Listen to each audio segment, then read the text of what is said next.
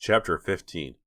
Did you hear me? Mr. Farberson repeated. I said I know the truth. Jade recovered her voice first. I don't know what you're talking about, she said. Don't hand me that, Farberson growled. Dina thought he had the meanest face she'd ever seen. She tried not to think about what he would do next, now that he knew who she and Jade really were. To her surprise, he just walked behind his desk and sat down. He still looked angry, but not dangerous. In fact, he let out a big sigh. Come on, girls, he said. I know you're not from the agency. I doubt if you're really 18. What's your game? Dina had never felt so relieved in her life. She tried to keep her face from changing, but sneaked a peek at Jade. Jade could be a great actress, Dina thought. She was staring right back at Mr. Farberson, her eyebrows raised haughtily. What makes you think I'm not from the agency? She said. I wasn't born yesterday, said Mr. Farberson. Neither was Katie, the hostess. She thought something was a little funny about you gals, so we called the agency. They haven't sent anyone today. All right, said Jade. I'll tell you the truth. He made it sound as if she was doing him a big favor. The fact is, I heard about this job from my cousin. She's a friend of your last assistant, Linda Morrison. My cousin told me Linda wasn't working here anymore, and I need a job. I didn't know you were hiring through an agency till I got here. Farberson continued to look at her, an almost admiring look on his face now. I got to admit you have spunk, he said. I'm halfway tempted to try you out. Thank you very much, said Jade. But I wouldn't want the job now. I could never be happy working for someone who was so suspicious. Hey, listen, said Mr. Farberson. I've got to take care of myself, you know. You'd be surprised how many people try to take advantage. I'm sure I would, said Jade, her voice like ice. Come on, Sally, she said to Dina. Let's go find someplace a little more congenial. With that, she stood up, grabbed the application she started to fill out, and headed for the door. Dina, her legs a little weak, followed her out the door, down the corridor, through the restaurant, and into the car. Neither girl said a word until they were a block away from Outburger 3, and then Dina let out a whoop. Jade, you were fantastic, she shrieked. I can't believe it, Jade had finally let herself start to laugh. When he said he knew the truth, I thought he meant... I know, said Dina, me too. I was scared to death, but you were cool as a cucumber. Are you kidding, said Jade. I thought my heart had stopped beating, but I knew I had to keep talking. How did you know his former assistant's name, Dina asked. The hostess told us, said Jade. First she called her Miss Morrison, and then Linda. Wow, said Dina. I was so scared I wasn't even listening. I think you deserve an Academy Award. She laughed again. I could never work for someone who's so suspicious, she said, mimicking Jade. That was great, and the way you calmly kept going through his desk drawers. Which reminds me, said Jade, slamming on the brakes and stopping in front of the 7-Eleven. She reached into her purse and pulled out the envelope she had taken. Jade carefully opened the envelope and pulled out a sheet of folded paper. What is it? Said Dina. Jade scanned the paper. It's a plane reservation, she said. A plane reservation, said Dina. Get this, Jade went on. It's to Buenos Aires, Argentina, one way. Wow, said Dina. It looks as if Mr. Farberson's about to take a trip. And he's not planning to come back, Jade added. The ticket's for Saturday morning. Saturday, exclaimed Dina. This is Tuesday already. Jade, we've got to take this to the police. No, wait. Jade stared at the paper in disbelief. The ticket reservation is for 2 people, not 1. Huh? Dina grabbed the paper away from her and read it. What does that mean? I don't know. I guess it means he was planning to take his wife on a one-way trip to Argentina. Maybe they were planning to take a ship back or something, Jade said. She put a hand on Dina's shoulder. Sorry, kiddo. This paper I stole is useless. It doesn't prove anything. We struck out. If we show this to the police, they'll laugh us out of the station. We've got to let the police know that Farberson is leaving the country in 3 days, Dina insisted. How are you going to explain how we know that? Jade asked. He's a respectable businessman, remember? And we're 2 lying teenagers who just ransacked his office. Dina stared down at the plane reservation in her hands.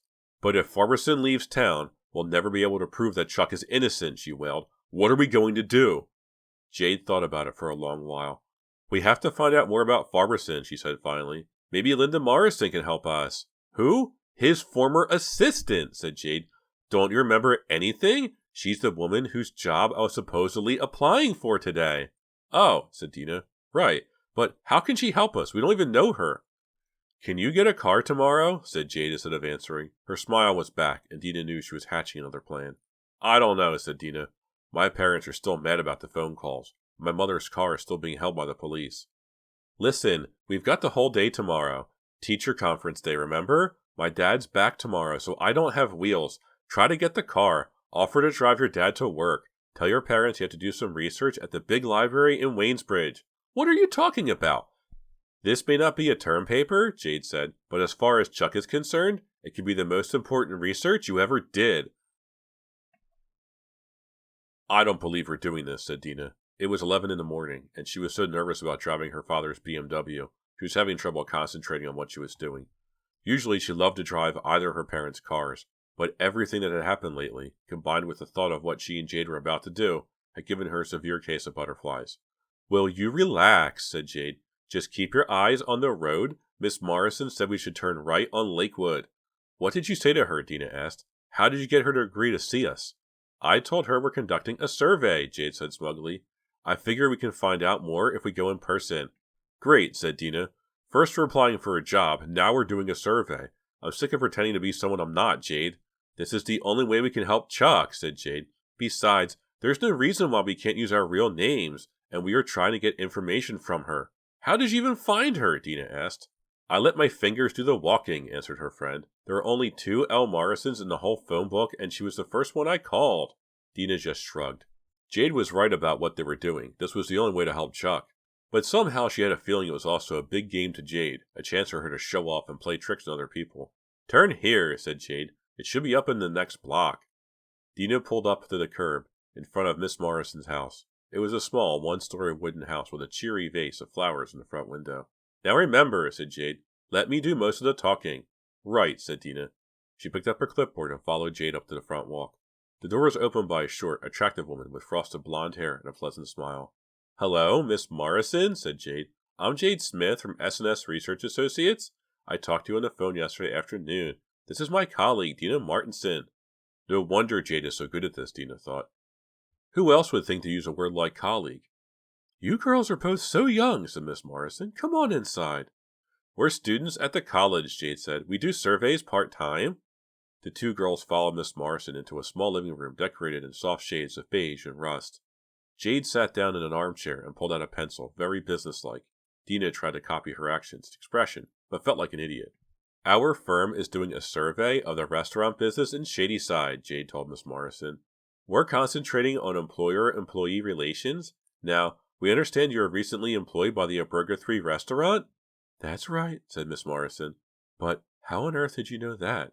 We've already interviewed your former employee, Mr. Stanley Farberson, Jade said. Can you tell me what kind of boss he was? Dina thought that something changed in Miss Morrison's face, as if a dark shadow had passed over her attractive features. He was okay, she said sharply. Not a bad boss. Jade pretended to write something on her clipboard. What exactly do you mean by that? Miss Morrison seemed visibly flustered. Just that. He was okay. Treated everyone all right. I see. Jade made another notation. She looked so serious and businesslike she almost had Dina believing it. Now, did you know his wife? What? Miss Morrison's cheeks flushed. His wife? Did you know his wife? I'm sorry. Yes. You'll have to excuse me. I'm a little edgy today. I'm having a bad day, and it isn't even noon. Well, we won't keep you long, Jade said. So, did you know his wife? She came into the restaurant sometimes. Miss Morrison stared at the flower vase in the window. How did she and Mr. Farberson get along? Jade asked. Instead of answering, Miss Morrison gave Jade a suspicious look. Oh no, Jade's gone too far, Dina thought. What does that have to do with the restaurant or employee relationships? Miss Morrison asked. She started to say something else, but the phone on the table beside her rang. She picked it up quickly. Hello? Thank goodness it's you, darling. I've had such a dreadful morning. Oh. She suddenly remembered Dina and Jade were in the room. Standing up, she handed the receiver to Jade. I'm going to go talk on the other extension. Please hang this up when I get on. I'll only be a moment. Sure, Jade agreed. She held the receiver in front of her, waiting for Miss Morrison to pick up the other phone. Are you there? A man's voice on the end asked. Jade froze. She was sure she recognized the voice. She put the phone to her ear. When Miss Morrison got on, Jade clicked the receiver button, but she didn't hang up. What are you doing? Dina demanded. Shh. Jade held a finger up to her lips. Oh, darling, I'm such a wreck, Miss Morrison was saying with emotion. You've got to come take it away. But I'm on my way to the restaurant, the voice said. Jade knew she was right. It was Farberson on the other end. She pressed the receiver to her ear. I can't have it in my house any longer. You've got to come take it away. Please, Stanley. Please, come take it away. Please. Well, okay, Farberson growled. I'll be there in 5 minutes. 5 minutes? Jade silently replaced the receiver. Dina, we've got to get out of here. What? How can we? Miss Morrison returned, appearing flushed and uneasy. Sorry about the interruption. She sat down in her chair. Now, where were we? Jade and Dina abruptly stood up. Afraid we've got to be going, Jade said, looking nervously out the window. But what about your survey? There's been a mix-up, Jade said. We were supposed to be somewhere else now. I made a scheduling error. She looked at her clipboard as if to confirm the error. We'll have to come back sometime. Why don't we just go through it very quickly, said Miss Morrison. I'm sure we can do it in 5 minutes or so, and it'll save you a trip. No, really, Jade insisted, glancing out the window, her face reflecting her panic. Come on, Dina, we've got to scoot. We're really sorry, Miss Morrison. Thank you for being so understanding. Ignoring the confused look on Miss Morrison's face, Dina followed Jade out the door. Hey, what's your hurry? She called as Jade ran to the car and slid into the passenger seat. Farberson will be here any minute, Jade said in a loud whisper. That was all Dina had to hear. She practically dived behind the wheel, started the car, and backed down the drive. Go around the block and come back, Jade instructed. What? Park halfway down the block. We've got to see what Farberson does. What's going on here? What is going on here? Dina demanded. What did you hear on the phone?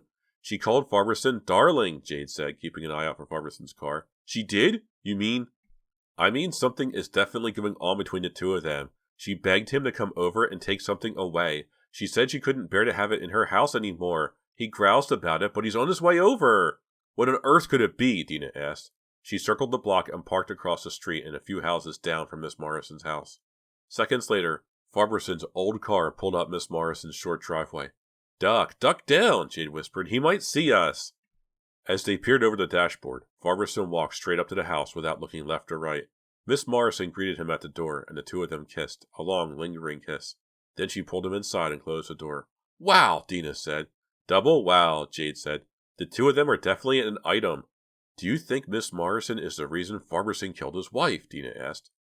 I don't know. Jade stared at the closed door to Miss Morrison's house, as if it had some answers for her. I just thought of something. The plane reservations to Argentina. What about them, Jade? Maybe the second ticket is for Miss Morrison. You mean he plans to leave the country with her? Yes, it's perfect, Dina said with growing excitement. He killed his wife and he plans to run away with Miss Morrison. Now we really have something for the police. No, we don't, Jade said, shaking her head. All we have are a lot of guesses. Maybe Farberson's having an affair with Miss Morrison. Big deal. That doesn't prove he killed his wife. We haven't proved anything, Dina. Well, then we've got to get the proof. Why are we sitting in this car? Shouldn't we sneak up and look in the window? Dina started to open the car door.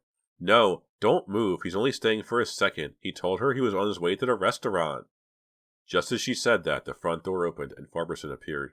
They could hear him call goodbye to Miss Morrison, and then he closed the door behind him. What's he carrying? Dina asked. Farberson had a small package in his hands. It appeared to be a paper bag tied up with a string. He lifted the lid of the small garbage can next to Miss Morrison's porch and started to deposit the package in it.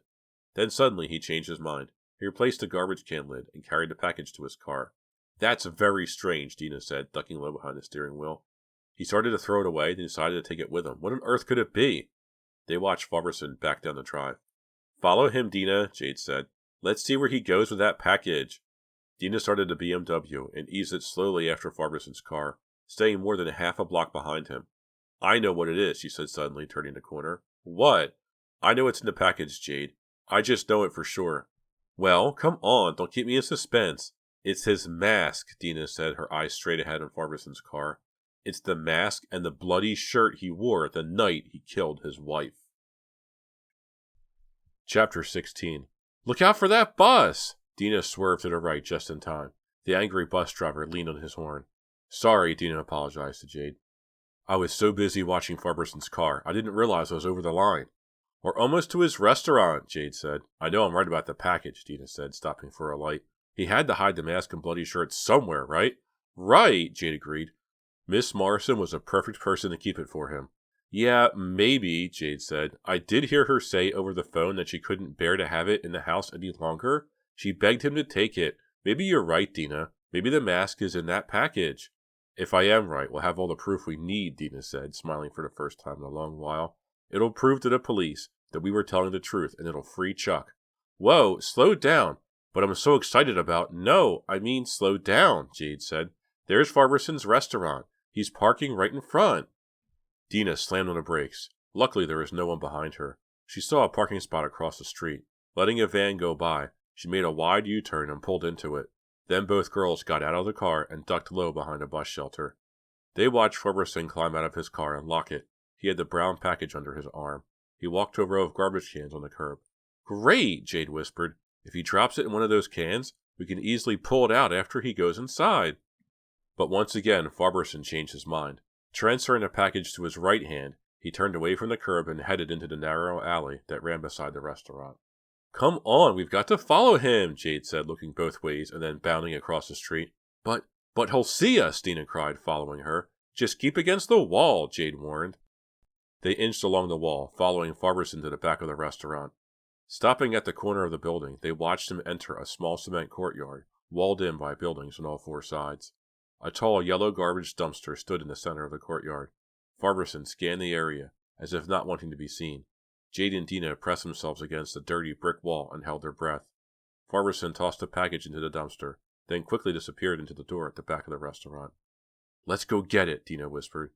She was nearly trembling with excitement. Her heart was racing so fast she could barely breathe. "Shh! Wait another minute," Jade said, holding her friend back. "Make sure he's gone inside for good." The minutes seemed endless to both girls. When they were sure the courtyard was deserted, they nodded to each other and made a run toward the dumpster.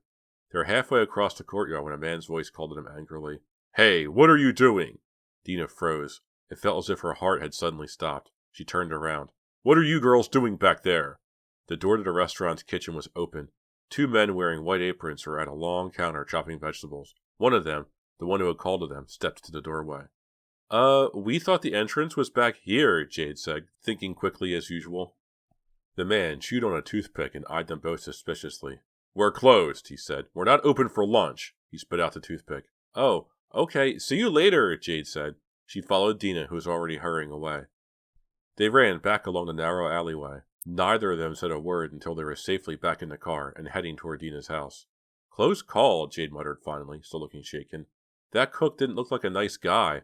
"What are we going to do?" Dina wailed. "We've got to get that package. We were so close. If only—" "We'll go back," Jade said. "But the kitchen door is open. That guy will never let us get to the dumpster." "No, not right now," Jade said, thinking hard. "We'll go back tonight. The cooks will be so busy, they won't have time to notice two girls pawing through their garbage." They drove on for a while in silence. "What do you think?" Jade asked finally. "Is that a good plan?" Dina's features hardened. "We have no choice," she said quietly. "Park as close as you can to the alley," Jade instructed. "Just in case, we have to make a run for it." Dina felt a wave of fear run down her body. "Do you think we'll have to run?" Jade shrugged. "Just being realistic. Don't look so scared. No one's going to do anything dreadful to us for going through a garbage dumpster." "What if Farberson sees us?" She swerved to avoid a girl on a bicycle crossing the street against the light. "Wish these headlights were brighter. It's so dark tonight." "There's no moon," Jade said, looking up at the sky through the car window. "It's nearly 9 o'clock, Dina. I'm sure Farberson is really busy." "I hope you're right," Dina said, unable to shake off her feeling of dread. The restaurant came into view.